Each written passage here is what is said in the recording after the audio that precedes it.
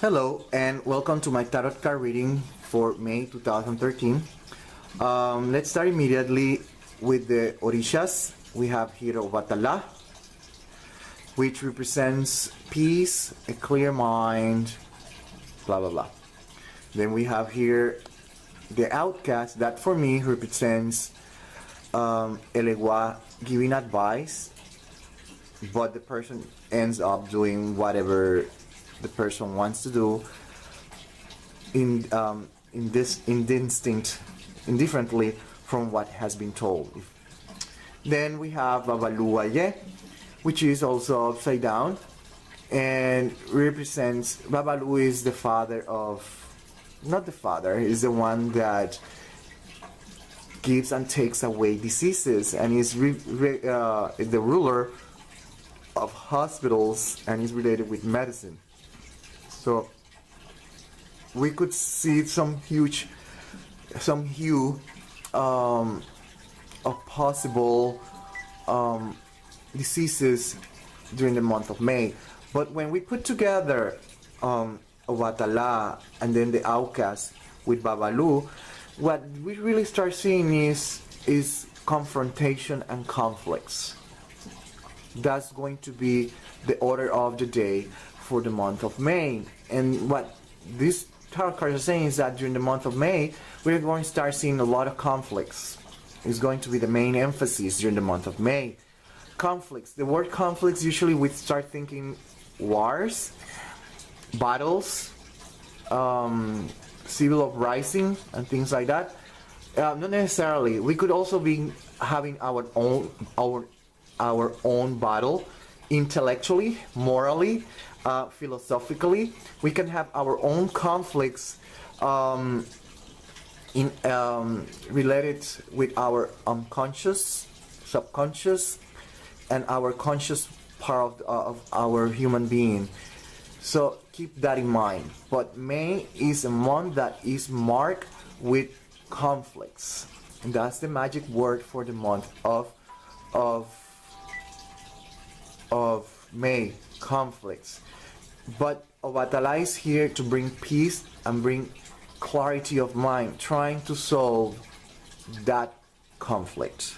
Okay, here the astrological cards that we have are the one, King of Wands, representing the crown of Leo,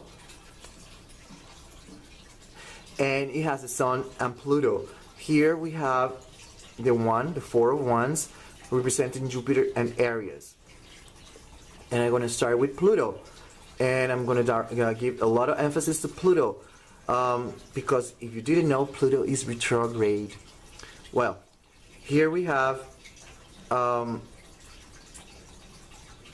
Sun, Pluto, and Pluto, as you know, was the god of the underworld. The underworld in psychology represents our unconscious, all those things that we do that we're not aware of it, things that we've been carrying from many years, since we were on our mom's belly, like we say. There's studies that even show that kids with schizophrenia, autism, they have been affected some way, somehow, by the external environment they were exposed once they were in the mother's womb. So what I'm saying is not a fallacy, and at the same time we're talking about karma. So just notice how Pluto is emphasized here. The Sun multiplies the energy of Pluto, and then Jupiter makes it even more strong. It expands the energy of Pluto. So what we're talking about is that during the month of May, the emphasis is we need to solve problems that we have been putting in the drawer. Things that we have been procrastinating, they must be dealt with. We can't keep postponing. Pluto comes to say, has come to say, you need to solve this problem, and it's now.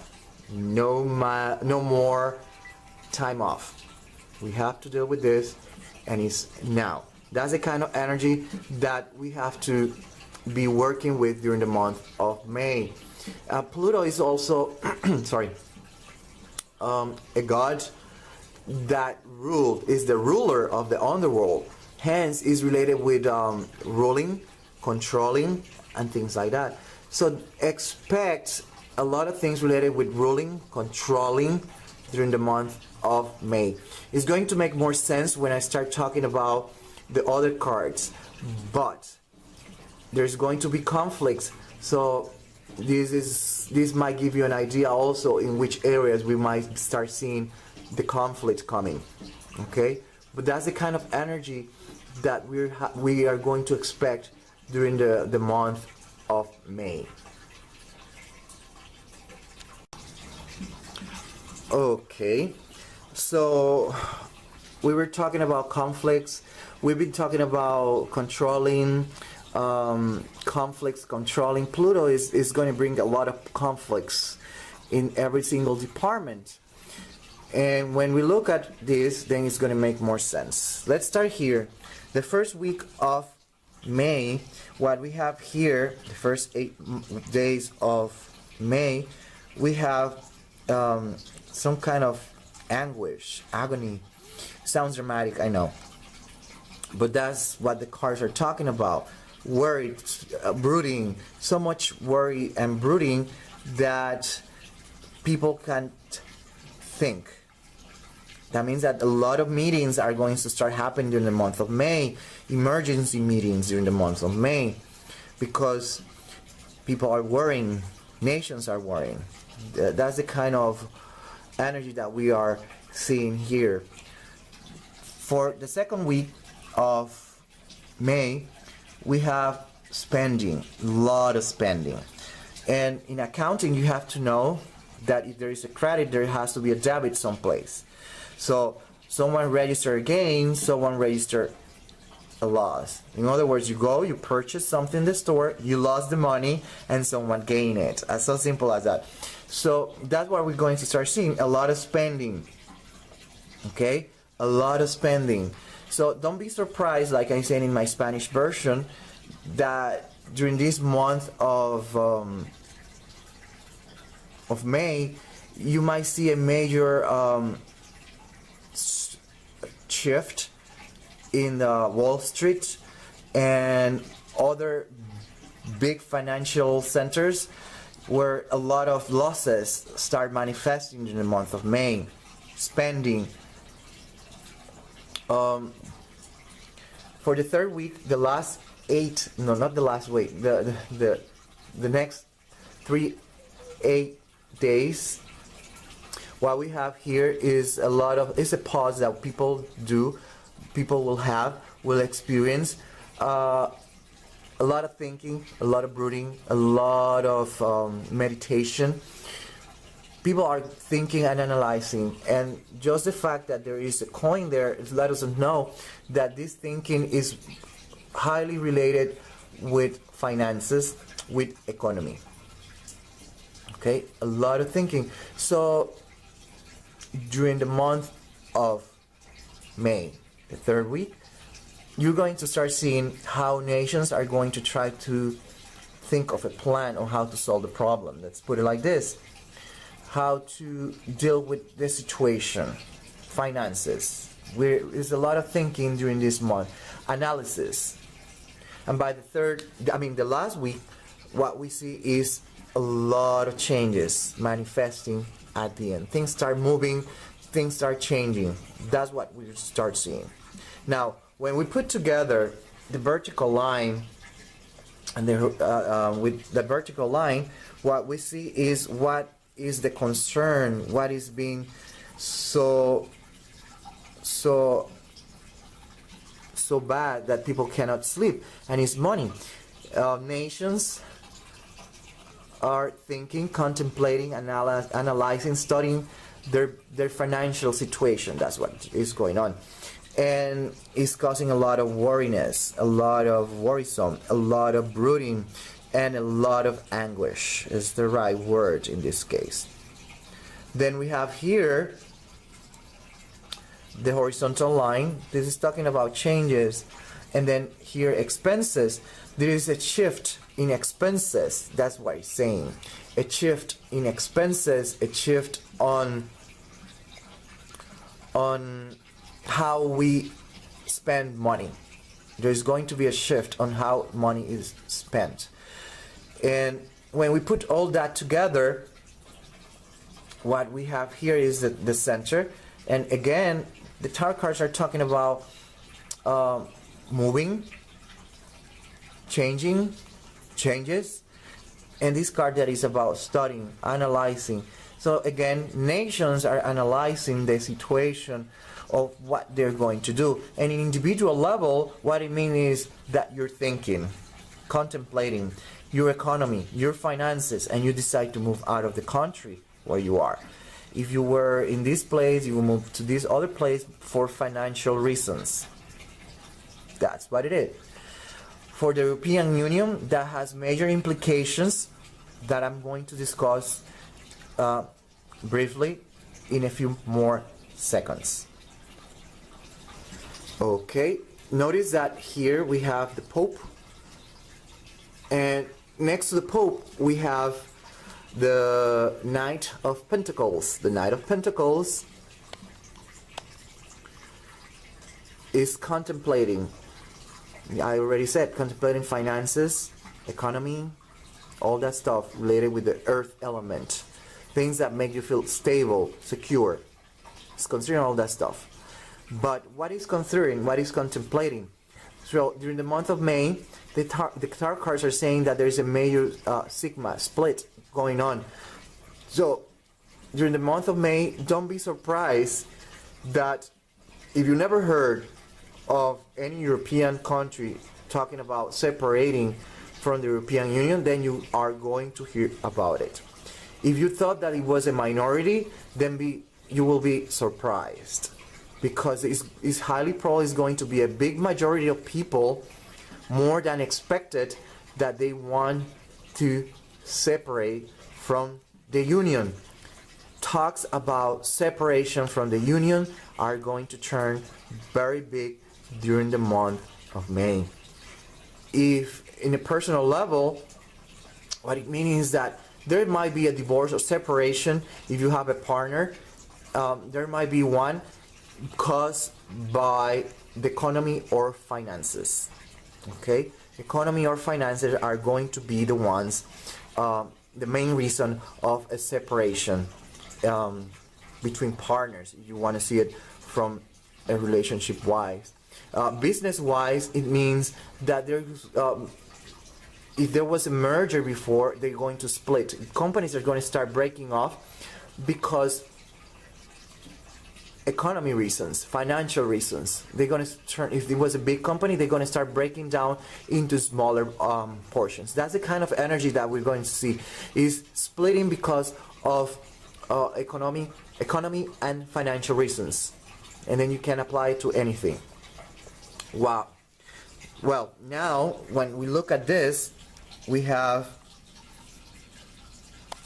these other two. The one that is about anguish, the people that are thinking, contemplating so many things that they can't sleep. So why? He's telling us why. First, notice the precarious, the situation. There's a lot of scarcity. We don't have to even say a lot. The very same card is making the same interpretation of what is the situation. We don't see the exit, we don't see the solution, and we're talking about losses of job, situation where people are poor, technically speaking, where they don't see the exit and all this kind of stuff. They don't find any kind of helplessness, and that's why we see this. And that's why we're talking about Pluto controlling, and that's why I'm talking about controlling of expenses, because we start seeing changes in many aspects. nations are going to start controlling expenses. So don't be surprised if they come out with new taxes and things like that. Okay. Now we have here what I call the trilogy. The trilogy adds more information. And here we have the Wheel of Fortune. We have the Queen of Cups. And then we have the Chariot. And what it is letting us know is things that in the past were done to solve a problem that got out of hands or already getting out of hands, and now there are changes coming. Things need to be done. And the Queen of Cups is related with creativity. And they need to find creative ways of dealing with these new things that are emerging, that they're not new, but for them, they're new. And that's what the tarot cards are saying. New ways of dealing with this information. Remember, Pluto is a planet that doesn't like to postpone anything. Things have to be dealt immediately. We have to deal with whatever it is that has been postponed. And that's what we're seeing here, the energy. That's why we see changes of tactics, we could say. I like to point that the cup of the Queen, it looks like the glyph of Uranus and also Neptune. I mean, Uranus, Neptune, and we could say even Pluto.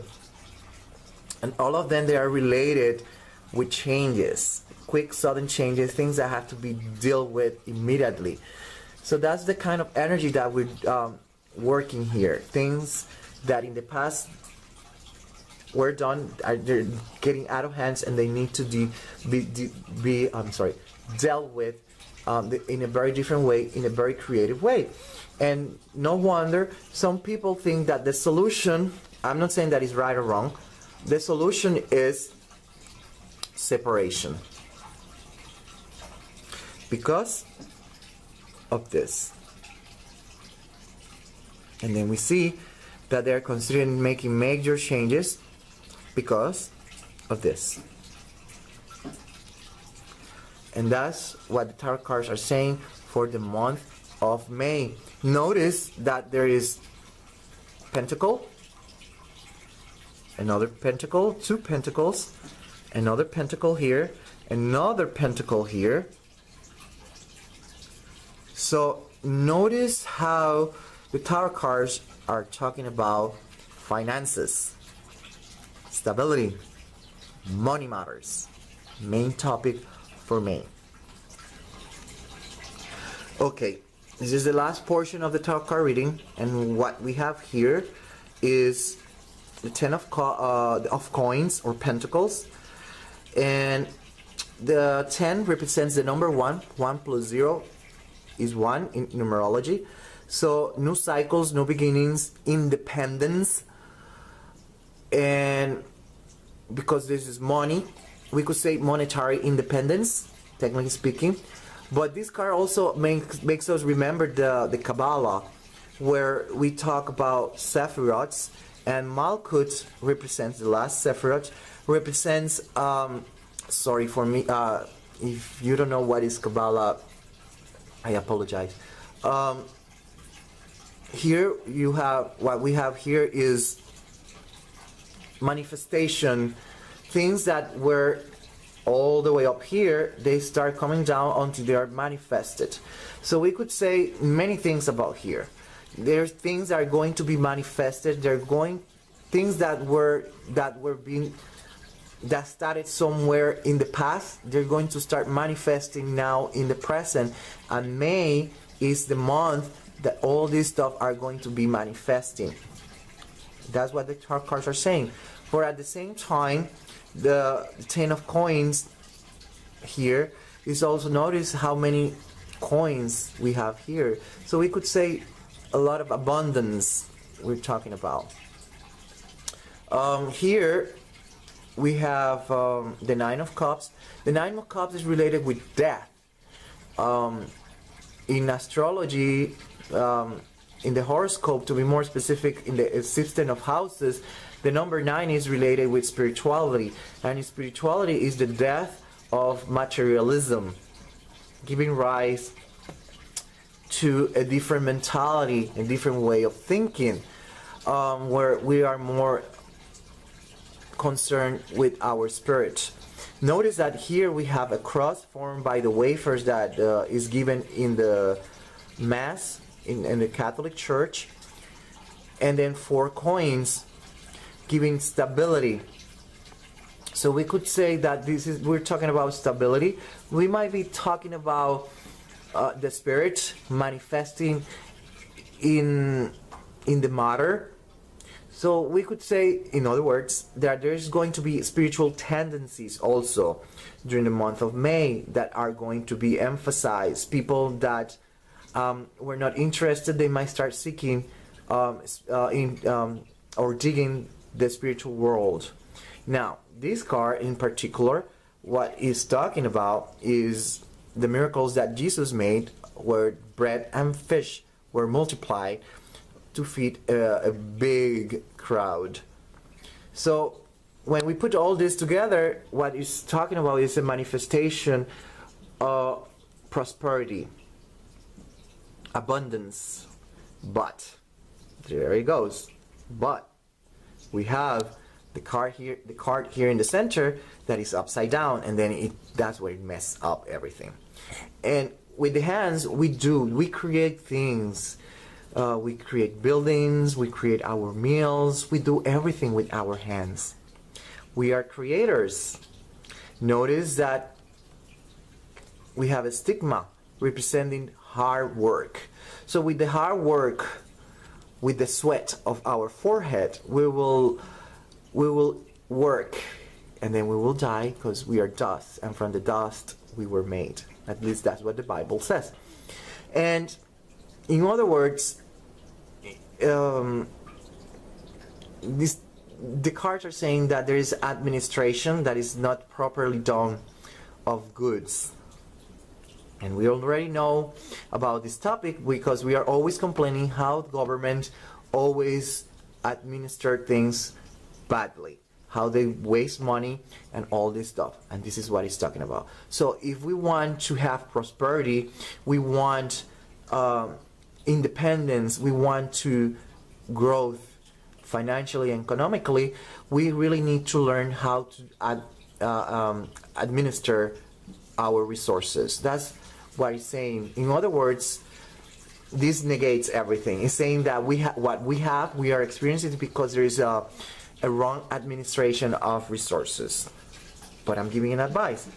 If you want prosperity, you need to learn how to administer your money and your resources.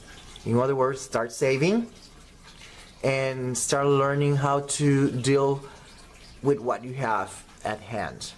Okay? I hope that this reading is helpful. Have a wonderful May 2013.